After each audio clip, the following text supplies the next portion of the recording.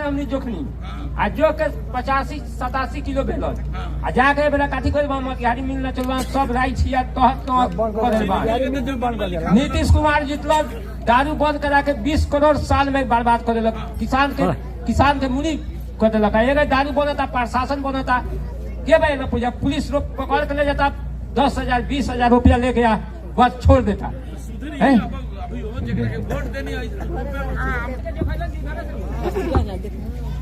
नमस्कार। सबसे पहले तो आपको 9 वर्ष की शुभकामना। मेरा नाम है प्रशांत किशोर। हम नेता ना हैं, रउआ से वोट मांगे नहीं की आई, पैदल पैदल चलता नहीं। संकल्प ले ले बानी कि पूरा बिहार गांव शहर देहात प्रखंड पंचायत पैदले चल के जाए, जाके लोग से मिलब बात करब उनका से परिचय करब उनकर बात सुनब। अब 2-4 गो बात अपनो बताई। अब हम लोग पूछता कि भाई रुआ पैदल चलता नहीं, हम वोट मांगत नहीं कौन। हमारा पैदल चले से और गरीबी दूर होई ना, हमारा पैदल चले से और नाली गली ठीक होई ना, और परेशानी खत्म होई ना, यूरिया ना मिले लगी 277 में। हमारा पैदल चले से लड़कन के रोजगार ना मिली, तो हम आखिर अपन घर द्वार छोड़ के इसे पैदल पैदल काहे घूमता नहीं। काहे के संकल्प कर बन के 5000 किलोमीटर चल पूरा बिहार में, 1-1.5 बरिस लागी पूरा बिहार चले में। तो हम अपन घर द्वार छोड़ के पैदल पैदल काहे के चलता नहीं। पैदल ऐसे चलता नहीं कि आज से 40-50 साल पहले, आज से 40-50 साल पहले भी जिस राज्य में हम लोग रहते हैं बिहार में, ये देश का सबसे गरीब और पिछड़ा राज्य था, और आज भी देश का सबसे गरीब सबसे पिछड़ा सबसे ज्यादा अशिक्षित सबसे ज्यादा भूखमरी और बेरोजगारी वाला राज्य बिहारे है। ये सुधरत नहीं थे। ए भाई उनका के जाए तो जा ट्रैक्टर वाला काहे रुकले बड़ा जा से आज से 40-50 साल पहले भी हमने के देश के सबसे गरीब राज्य रही जा, और आज 50 वर्ष के बादो देश के सबसे गरीब राज्य हमनिए के बानी जा। रउआ आज इतना दिन से वोट देता नहीं, कभी कांग्रेस के जितैनी, कभी लालू जी के जितैनी, अभी नीतीश कुमार जब मुख्यमंत्री बाड़न, दिल्ली में मोदी जी बाड़न, लेकिन हमने के लइकन के गरीबी बेरोजगारी बदहाली बिहार से सुधरत नहीं थे। आखिर सुधरत काहे नहीं के ये बतावे चलल बानी। देखिए 5 वर्ष आदमी बिहार में जहाँ वह चल जाये तो बतियावत कि बिहार में कितना दिक्कत बा आदमी के। अभी एगो रउए बीच से खड़ा होके बतैला हमन कि राधा मोहन जी के नाम लेके बतावत रहन कि इनका के चांदी के सिक्का से हमने के तोलनी आ जा, चांदी के सिक्का से तोलनी है चाहे ना तोलनी, आदमी वोट दे के सोना के तिजोरी में तो बैठाइए देता।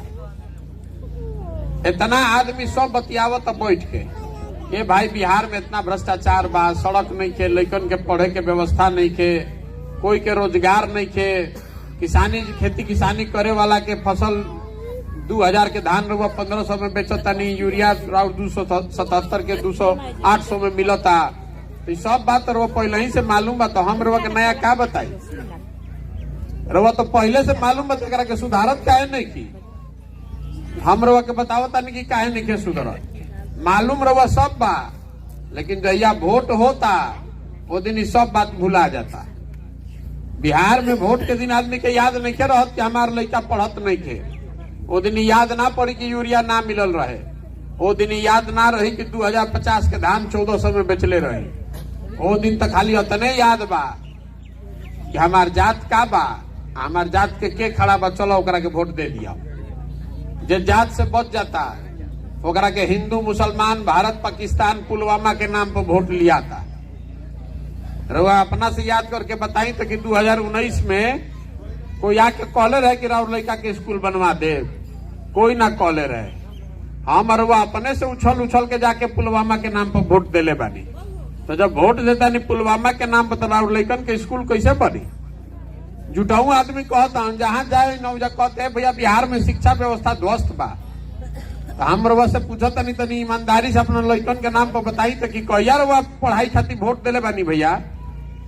पढ़ाई खातिर कभी वोट दिए हैं जीवन में? कभी नहीं दिए तो कहीं काहे पढ़ाई होगा आपके घर में? रउआ अस्पताल के नाम पर वोटे नहीं की दे, यूरिया फसल के दाम के नाम पर वोट नहीं की दे, तरह काहे दशा सुधरे के चाहिए? जौना नाम पर वोट देता नहीं तो होता, जात के नाम पर वोट देता नहीं तो जात के बात हर जगह होता, भारत पाकिस्तान के नाम पर वोट देता नहीं तो भारत पाकिस्तान रोज रोज टीवी खोलता नहीं तो वह बतियावल जाता। जौन बोअब तो उन्हें न काटब भैया। तो हम से वोट नहीं की मांगे आई आ कोनो मीठा बात नहीं की कहे आई कि हम आईब न तो रोड बनवा दे भाई, नौकरी दिलवा दे, लड़कन के पढ़े के व्यवस्था करा दे, हम कुछ ना कर सकी। जे नेता आवेला तो यह न कहेला भैया कि हमरा के वोट दे दो, हम आईब न तो ठीक कह दे।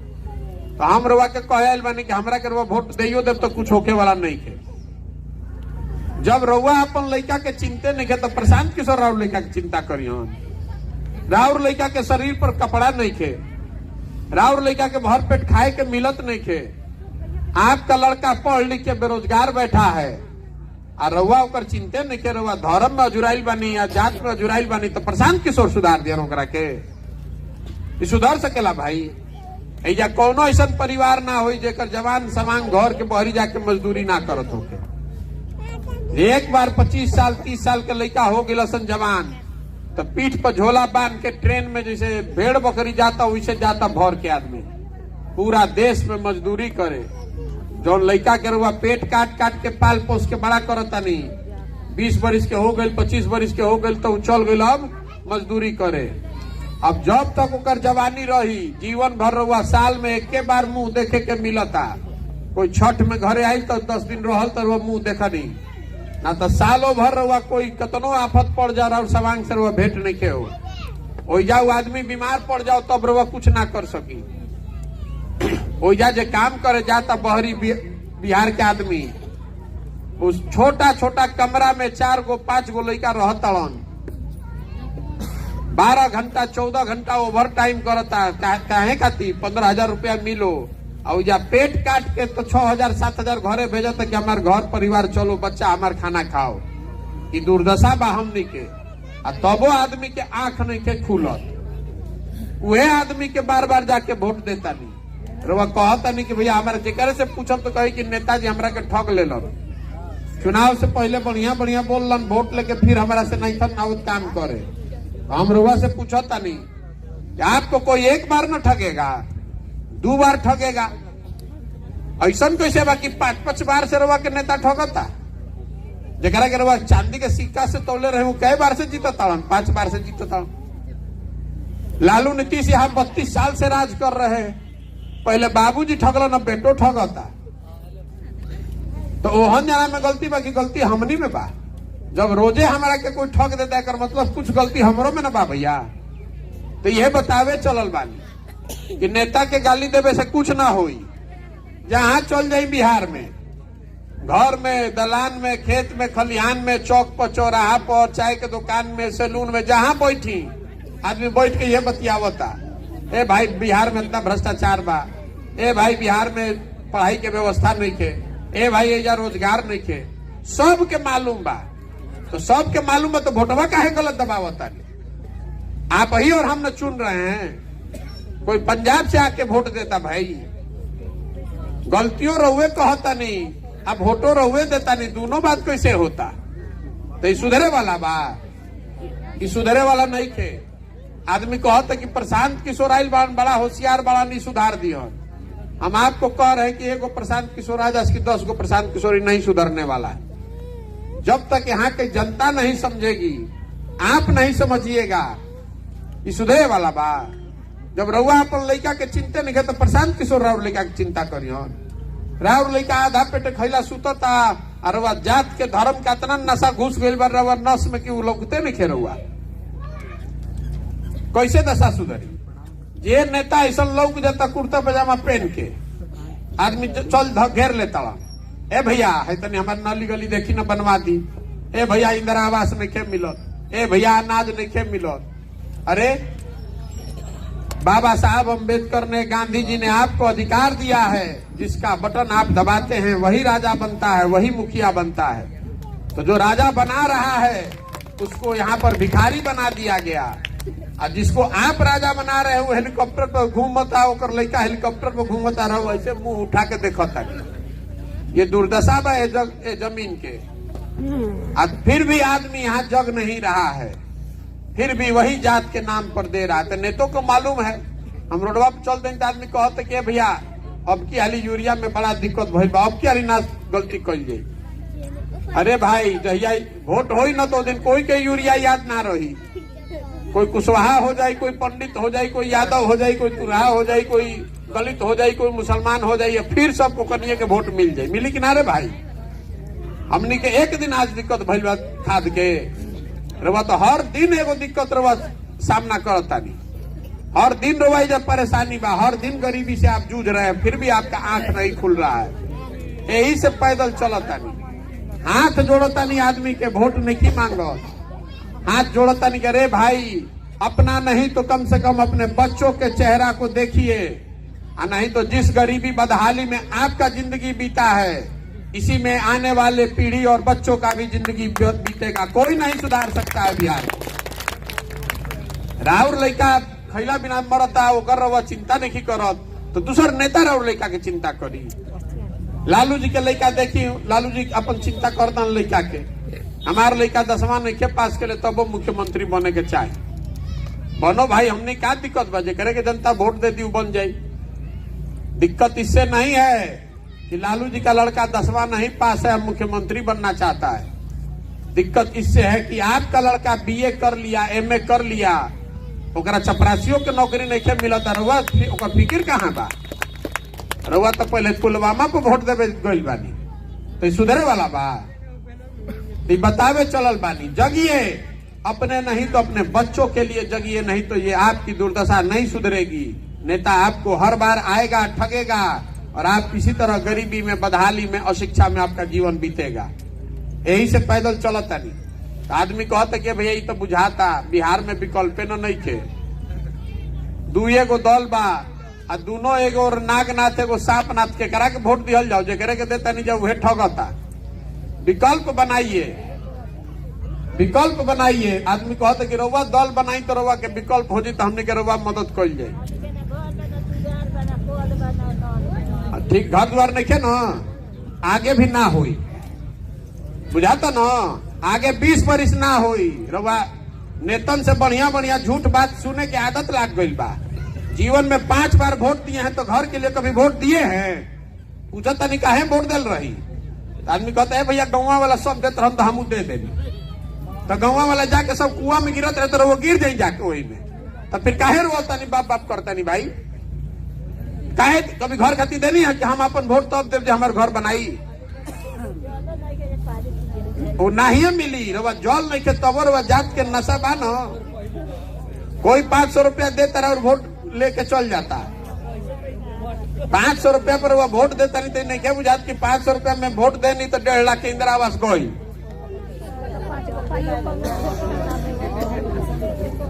ए भाई ये बताई हमरा के कुल जानी बैठ के बतियावो तनी जा, इतनी बताई कि जब जीत के गइल बा ओकरा के वोट रउआ देले बानी कि पंजाब के आदमी देले बा, के देले बा वोट, काहे देले बानी वोट?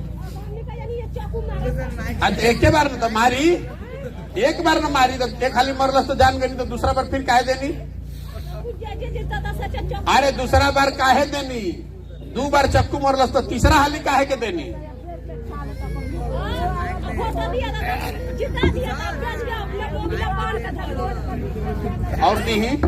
और दीही वोट फिर बेचाई दी तबे न बुझाई, ना दे तो और रोकने के राजे बा। रउआ सुधरे के नहीं खे, जाके आदमी के सुधर ही के नहीं खे, खाली बतियावे के बा। हमरा कहनी है न कि बिहार में रउआ जहाँ चल जाई 4 गो आदमी बैठ के गलचौर करता, बतियावे के कह दी तो दुनिया भर के बात बतिया दिया, कमवा ना करी, तो काहे वोट देने वाली ओकरा के? ना कोई ना सुधार करी, काहे सुधार करी भाई? काहे सुधार करी राव? काहे सुधार राव रोके के चाहिए रहुआ जब अपन होश नहीं के तो हम राव सुधार करके ठेका ले बनी पूर्वक बतिया होता नहीं खाली रहुआ नेतन से बतियावे के आदत लाग गई बा जे आई या झूठ सच कही कि हम आई न तो हम तार सुधार दे कैसे सुधार दे भाई ये बताई तो राव लड़का पढ़े जाता है स्कूल में ए सुनी छोड़ दी नेता दे लुट ले भाई जब लड़का राव स्कूल में पढ़े जाता वो जब पढ़ाई नहीं किया तो खिचड़ी बटाता ना कहियो गई नहीं है स्कूल में धरना पर बैठे कि हमारे लड़का की पढ़ाई ना हुई तो हम ना उठो भैया से गई नहीं है तो सब कि हमारे लड़का अगर ना पढ़ी तो इजा हम पढ़ाई मास्टर लोग के ना घुसे दे गई नहीं है कभी कोई दिन तो राव लड़का खिचड़ी खाई तो कलेक्टर बनी इतना दिमाग में नहीं खेल बात घुसा हमने के हमारे दादा मजदूर रहन माई बाबूजी बैठो तो सामने रात भर जाग के भैया डिबरी जला के लड़का पढ़ो जब राव लड़का पढ़वे ना करी तो मजदूर ना बनी तो क्या बनी कलेक्टर और सीखत नहीं किया बुझत नहीं किया खाली गाना गावता नहीं कि सब कोई चोर बा अरे सब कोई चोर बा तो हम के ना चोर बनावता नहीं जा चोर के क्या चुनता चुनब चोर के आके रवा घर के रखवाली करी कि रवा घर के लुटबे करी काहे के चोर के चुनता नहीं भाई आ सब बिहार में चोरे बा पूर्वक बनावता नहीं सब जब बैठल सब चोरे बा चोर के खोज के देते बानी 32 बरिस से लालू नीतीश को दे रहे हैं अभी राखे नहीं के खुलत कोई एक बार न ठगेला भैया 5 बरिस ठगी 10 बरिस ठगी 15 बरिस ठगी 32 बरिस से राखे नहीं के खुलत आ नहीं के खुलत यही दशा में रही फिर यही दशा में रही आपको अपने बच्चे का चिंता ही नहीं है तो हमको उसके बच्चे का आपके बच्चे का चिंता होगा हमेशा नहीं किया कि वोट हमारा रवा चाहिए रवा वोट हमारा मत दे तो दम मत दिखाई कि हम वोट ना दे हमारा वोट ना चाहिए हम अपन घर द्वार सब छोड़ के अपन रुपया लगा के कोई 1 रुपया चायो ना पी गाँव पैदल जाता नहीं सिखावे के कोशिश करता नहीं हाथ जोड़ता नहीं कि लड़कन के देखा जा अपन अपना और जिंदगी हमारी जिंदगी तो आधा बीत गई अब लड़कन के देखी और ना तो लड़को यही जिंदगी में मजदूरी करत बीती ओकनी के समय कोई ना सुधार सकी रहुआ घर के सामान भरी रहता साल भर बताई दे कोई पंजाब से आके मजदूरी करता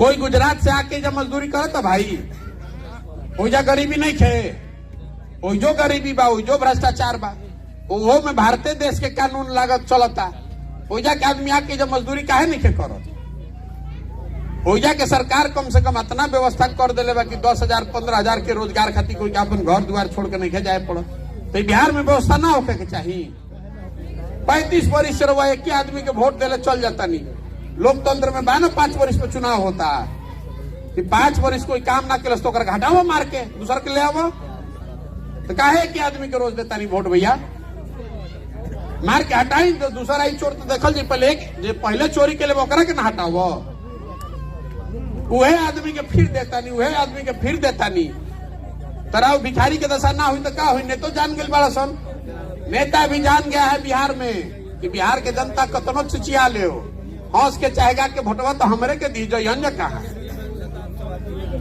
तो सुधरी कबो संकल्प लीजिए सुनी संकल्प ली कि मेरा बच्चा मजदूर नहीं बनेगा उसको पढ़ाएंगे और वोट उसको देंगे जो हमारे बच्चों को पढ़ने का व्यवस्था करेगा वोट उसको देंगे जो हमारे घर के सामान को बाहर से बुलाकर यहाँ रोजगार देगा तब न सुधरी बिहार के आदमी संकल्प ली तब न सुधरी बात जितना आदमी खाली महिला संकल्प ले ले खाली महिला लोग संकल्प ले ले कि जे वोट ओकरे के दे हमनी के सामान के ला के एजा से रोजगार दिलाओ तो 50 को वोट तो राउरे बा आदमी कहते है भैया हम गरीब आदमी अकेले क्या करी ए भैया तो गरीबे आदमी के एके वोट बा टाटा बिरला के भी एके वोट बा आ गरीब आदमी के संख्या ज्यादा बा तो केकर ताकत ज्यादा बोले आप हनुमान हैं आपको अपनी शक्ति भूल गई है रवा में समुन्दर फाने के ताकत बा रवा शक्ति भुला गई बा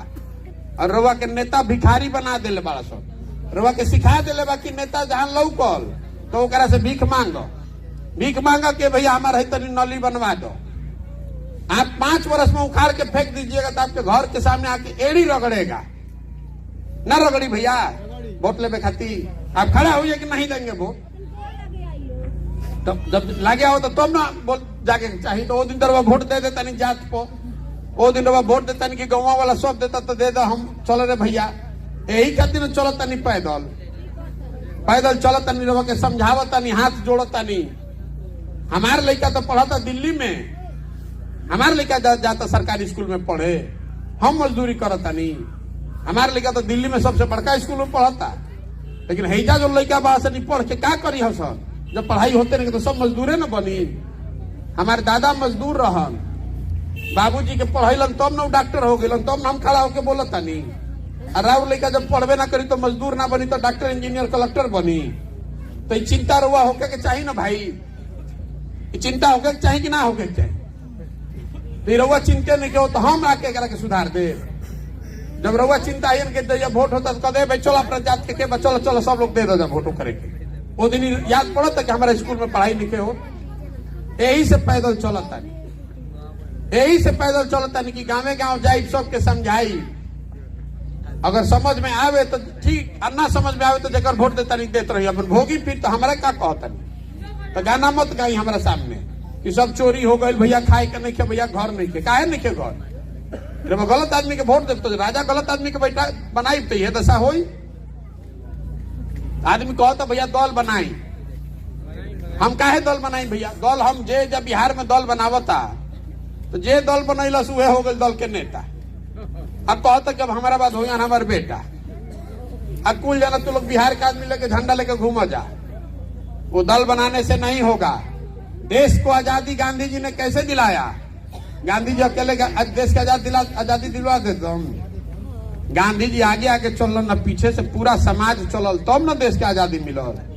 तो अगर बिहार को गरीबी से, बेरोजगारी से, भ्रष्टाचार से आजादी दिलाना है तो बिहार के समाज को खड़ा होना पड़ेगा। आपको हमको खड़ा होना पड़ेगा, दूसरा कोनो उपाय नहीं।